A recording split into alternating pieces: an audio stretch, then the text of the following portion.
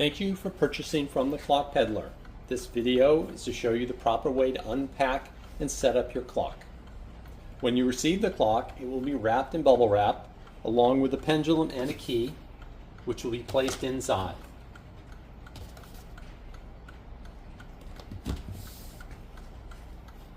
The clock hangs in the back from the small loop, and it's best to hang it from a screw that is in a stud or a molly bolt that is in drywall.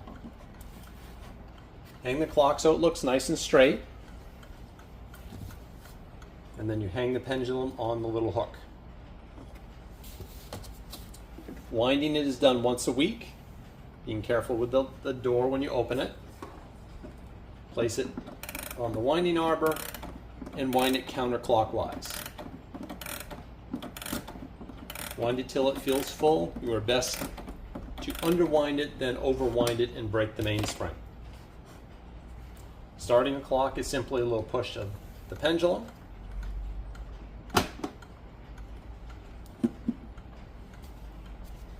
Setting the hands, take the minute hand and go clockwise until you get to the correct time. The hour hand will track with the minute hand. Adjusting the timing is done on the pendulum. There's a small nut at the bottom of the pendulum to either raise or lower the pendulum bob on the shaft. This slides up and down, and you adjust it with the nut to raise or lower. The higher it is, the faster it goes. The lower, the slower. It's keeping pretty good time right now. There's also an additional hole in the back of the case, which is very handy for putting a screw in there to keep it from sliding on the wall.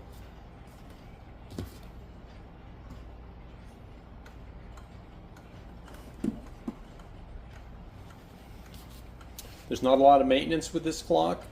Should be cleaned every 5 years or so and oiled every 2 by a clock professional. If you have any questions, you're welcome to contact the Clock Peddler. Thank you once again for purchasing from the Clock Peddler.